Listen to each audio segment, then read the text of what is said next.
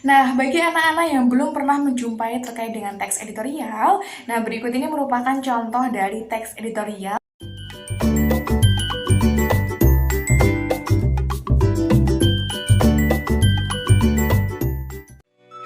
Assalamualaikum warahmatullahi wabarakatuh. Selamat pagi, selamat siang, selamat sore, dan selamat malam anak-anak yang sedang meluangkan waktunya untuk menonton video pembelajaran pada hari ini.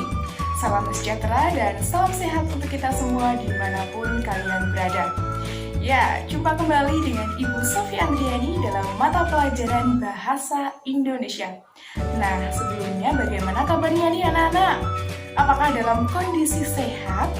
Atau mungkin ada yang sedang sakit hari ini? Ya, bagi anak-anak yang sedang sakit, semoga lekas diberikan kesembuhan dan teruslah tetap semangat dan jangan menyerah dalam mengikuti proses pembelajaran ya. Baik, sudah siap belajar hari ini? Alhamdulillah sudah ya. Ya, jika anak-anak sudah siap, yuk sebelum memulai pembelajaran, mari kita membaca doa dengan mengucap basmalah bersama-sama. Bismillahirrahmanirrahim. Amin. Semoga pembelajaran hari ini dimudahkan, dilancarkan, serta ilmunya bermanfaat bagi kita semua. Amin. Nah, sebelum kita memulai pembelajaran hari ini, minggu kemarin kita sudah belajar tentang apa ya? Ada yang masih ingat anak-anak? Siapa yang masih ingat? Ya, minggu kemarin kita sudah belajar tentang isi dan sistematika dari surat lamaran pekerjaan. Jadi, surat lamaran pekerjaan yang sudah kita pelajari pada pertemuan minggu lalu yang merupakan surat yang digunakan oleh seseorang untuk melamar kerja pada suatu organisasi atau lembaga yang membutuhkan karyawan atau pimpinan pada suatu bidang tertentu. Nah, jika minggu kemarin kita sudah belajar tentang surat lamaran pekerjaan, maka hari ini kita akan belajar tentang apa ya? Ya, hari ini kita akan belajar tentang teks editorial dengan KD 3.6, menganalisis struktur dan kebahasaan teks editorial. Kemudian ada KD 4.6, yaitu merancang teks editorial dengan memperhatikan struktur dan kebahasaannya. Nah, coba perhatikan di sekitar lingkungan kamu, atau mungkin ayah kamu, ibu kamu, atau kakak adik yang hobi sekali membaca surat kabar atau koran. Apakah kamu suka membaca koran? Suka tidak?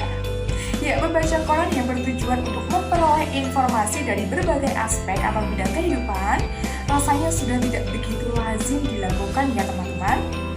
Nah, berbicara soal koran, tahukah kamu bahwa di dalam koran atau portal berita itu kadang ada bagian editorialnya loh? Yaps, teks editorial umumnya memang ada di sebuah koran atau surat kabar sih. Tetapi kamu tahu nggak sih apa yang dimaksud dengan teks editorial? Ada yang tahu? Ya, teks editorial adalah teks yang berisi pendapat pribadi dari redaksi atau penulis berita terhadap suatu isu atau masalah secara aktual. Isu bisa meliputi masalah politik, masalah sosial, juga masalah ekonomi. Nah, sedangkan berdasarkan KBBI atau menurut Kamus Besar Bahasa Indonesia, teks editorial merupakan suatu gagasan, ide, ataupun pendirian seseorang yang ditulis melalui kaidah kebahasaan dalam teks ini. Walaupun berupa opini atau pendapat, tetapi penulisannya dilengkapi dengan bukti, fakta, dan argumentasi yang tentunya sangat logis. Dengan begitu, apa yang dikemukakan mampu memberikan wawasan dan dampak bagi pembaca. Nah, perlu diingat ya, penulisan teks editorial tergolong nyata adanya, bukan mengada-ada, seperti itu. Nah, teks editorial itu sendiri umumnya ada di sebuah koran, majalah, atau media online. Selain itu, dalam beberapa koran atau media, teks editorial disebut sebagai tajuk rencana. Betul sekali. Nah, selanjutnya, kalian tahu tidak sebenarnya fungsi dari teks editorial itu apa sih? Ya, untuk mempengaruhi dan meyakinkan pembaca, serta menjelaskan berita dan akibatnya pada masyarakat. Selain itu, juga meneruskan penilaian moral mengenai berita tersebut. Oleh karena itu, teks editorial bermanfaat untuk merangsang pemikiran pembaca terkait suatu isu atau masalah yang terjadi di kehidupan. Bahkan, terkadang teks editorial mampu menggerakkan pembaca untuk bertindak dan berbuat.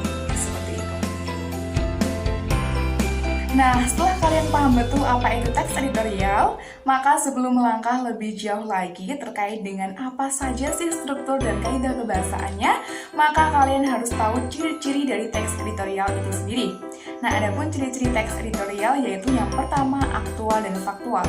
Aktual artinya teks harus mengangkat informasi yang tengah hangat diperbincangkan di masyarakat. Artinya, hal yang dibicarakan adalah sesuatu yang baru, terkini, populer, dan sedang menjadi pusat perhatian banyak orang. Jika informasi yang dijadikan sebagai tajuk rencana atau editorial sudah bertahun-tahun yang lalu, itu namanya tidak aktual ya.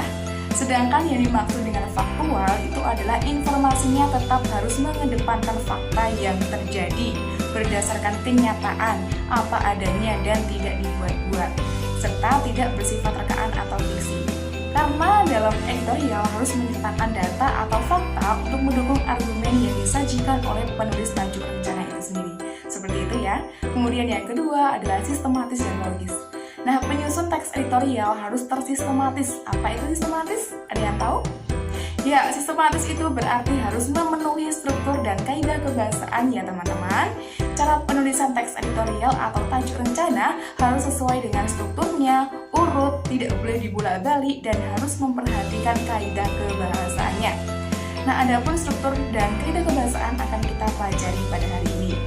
Kemudian, teks editorial yang ketiga itu memiliki ciri logis. Artinya, teks yang dibuat harus masuk akal, diterima oleh pikiran atau akal manusia, dan tidak bersifat imajinatif atau berupa rekaan semata. Kemudian ciri yang ketiga adalah argumentatif. Seperti yang sudah dijelaskan sebelumnya, bahwa teks editorial berisi pendapat pribadi dari redaksi. Artinya, teks ini mengutarakan argumen-argumen yang ada dalam sudut pandang redaksi itu sendiri. Akan tetapi, argumentasi yang dibawakan biar mempengaruhi pembaca dan meyakinkan pembacanya, maka harus disertakan bukti, fakta, atau hal-hal pendukung lainnya untuk memperkuat argumen yang dibawakan, seperti itu. Jadi, ciri-ciri teks argumentasi ada berapa? Ada 3. Yang pertama ada aktual dan faktual, yang kedua ada sistematis dan logis, dan yang terakhir ada yang ketiga apa? Argumentatif, seperti itu. Nah, selanjutnya kita akan belajar tentang struktur teks editorial. Nah, sebelumnya Ibu mau bertanya nih, apa itu struktur? Ya, struktur merupakan susunan atau hal yang membangun sebuah teks. Nah, tentunya struktur di setiap teks itu pasti berbeda-beda. Nah, adapun struktur yang pertama dalam teks editorial itu ada yang namanya pernyataan pendapat atau tesis. Nah, pernyataan pendapat atau tesis berisi sudut pandang penulis terhadap permasalahan yang diangkat, berupa pernyataan atau teori-teori yang akan diperkuat oleh argumen. Jadi, dalam pernyataan ini, penulis memberikan pengantar atau pembuka yang berkaitan dengan permasalahan atau topik tajuk rencana yang akan ditulis. Selanjutnya, pastinya didukung dengan argumentasi-argumentasi yang terdapat pada struktur yang kedua. Nah, setelah pernyataan masalah, maka struktur selanjutnya ada yang namanya argumentasi. Nah, argumentasi itu merupakan bentuk alasan atau bukti yang digunakan untuk memperkuat pernyataan tesis. Bisa berupa pernyataan umum, data hasil penelitian, pernyataan para ahli, atau fakta-fakta yang dapat dipercaya. Nah, fakta-fakta yang digunakan itu memang harus dipercaya, tidak boleh mengarang, tidak boleh asal-asalan, atau apa adanya. Nah, ingat, walaupun teks editorial berupa pandangan redaksi, tetap disertakan bukti lain, fakta lain, atau data-data untuk memperkuat argumen sehingga dapat berpengaruh kepada pembacanya. Kemudian struktur yang ketiga atau yang terakhir adalah penegasan ulang pendapat atau reiterasi. Nah, penegasan ulang itu merupakan struktur terakhir dalam teks editorial setelah pernyataan pendapat dan argumentasi. Nah, adapun penegasan ulang pendapat atau yang disebut dengan reiterasi itu merupakan penguapan kembali atas pendapat yang telah dituangkan oleh fakta-fakta dalam bagian argumentasi tersebut. Nah, bagi anak-anak yang belum pernah menjumpai terkait dengan teks editorial, nah berikut ini merupakan contoh dari teks editorial yang banyak sekali disajikan dalam portal-portal berita, media online, media cetak, surat kabar, koran, atau majalah serta artikel seperti itu. Nah, tapi jangan disamakan ya antara teks berita dengan teks editorial, walaupun keduanya itu bisa disajikan di media online atau media cetak. Nah, kalau Kalau berita itu merupakan suatu teks yang berisi tentang informasi atau peristiwa yang aktual, fakta, kemudian terkini, dan tidak dipengaruhi oleh pandangan pribadi. Tapi kalau teks editorial itu merupakan teks yang berisi pandangan atau pendapat pribadi dari penulis berita terkait dengan suatu isu atau masalah yang sedang diperbincangkan oleh masyarakat. Nah, kalau teks berita itu bersifat objektif ya, tidak boleh ada pendapat atau pandangan pribadi. Tetapi kalau teks editorial itu pastinya itu bersifat subjektif, tetapi juga disertai data-data yang mendukung argumentasi yang dibawakan oleh penulis teks editorial itu sendiri. Ya, adapun kaidah kebahasaan teks editorial yang pertama adalah penggunaan adverbia. Nah, adverbia itu merupakan kata keterangan yang ada dalam teks editorial itu sendiri. Biasanya yang sering muncul dalam teks editorial adalah adverbia frekuentatif. Nah, adverbia frekuentatif yang menggambarkan makna itu berhubungan dengan tingkat kekerapan terjadinya sesuatu yang diterangkan adverbia itu sendiri. Contohnya seperti kata-kata selalu, biasanya, sering, kadang-kadang, jarang, sebagian besar waktu, dan sebagainya. Kemudian yang kedua adalah penggunaan konjungsi. Merupakan kata penghubung yang menghubungkan suatu kata dengan kata lainnya atau menghubungkan kalimat satu dengan kalimat selanjutnya. Biasanya dalam teks editorial itu banyak ditemukan konjungsi antar kalimat seperti bahkan, malahan, dan sesungguhnya. Kemudian yang ketiga ada penggunaan verba material. Nah, merupakan kata kerja yang menunjukkan perbuatan fisik atau peristiwa, contohnya membaca, menulis, dan memukul, dan masih banyak lagi. Kemudian ada verba relasional, yang merupakan kata kerja yang menunjukkan hubungan sintensitas. Kemudian yang selanjutnya ada verba mental, merupakan kata kerja yang menerapkan persepsi, contohnya melihat, merasa. Kemudian ada afeksi, contohnya suka, khawatir, dan kognisi, contohnya berpikir, mengerti, dan sebagainya. Nah, setelah kalian tahu struktur dan kaidah kebahasaan, sekarang kalian juga harus belajar tentang langkah-langkah dalam membuat teks editorial agar kalian dapat merancang atau menyusun teks editorial dengan baik dan benar tentunya. Nah, maka langkah-langkahnya adalah sebagai berikut. Yang pertama, itu pasti memilih topik terkini dan terhangat yang tentunya menarik buat pembaca. Nah, topik yang menarik akan diminati para pembaca karena pembaca selalu ingin topik yang terbaru dan terhangat. Nah, jangan mengangkat topik yang sudah kadaluarsa atau sudah bertahun-tahun yang lalu ya, karena hal tersebut tentunya sudah basi. Seperti yang sudah dijelaskan sebelumnya bahwa teks editorial itu pasti bercerita aktual, yaitu hangat diperbincangkan oleh masyarakat. Kemudian yang kedua itu mengumpulkan data untuk mendukung pendapat. Nah, data berupa fakta-fakta yang berhubungan dengan topik itu pasti akan sangat mendukung pendapat yang sudah dibuat. Oleh karena itu, dalam penulisan teks editorial itu perlu didukung fakta dan data-data yang relevan untuk mendukung argumen yang dibawakan. Kemudian langkah yang ketiga itu adalah menyesuaikan topik dengan pembaca. Nah, penulis teks editorial harus memperhatikan bahasa, fakta-fakta, dan pendapat yang dikemukakan. Apakah sudah tepat atau belum bagi pembaca ya? Nah, kemudian jangan menggunakan bahasa-bahasa yang sulit dipahami atau topik yang kurang dimengerti. Kemudian langkah yang terakhir yaitu menyunting teks editorial.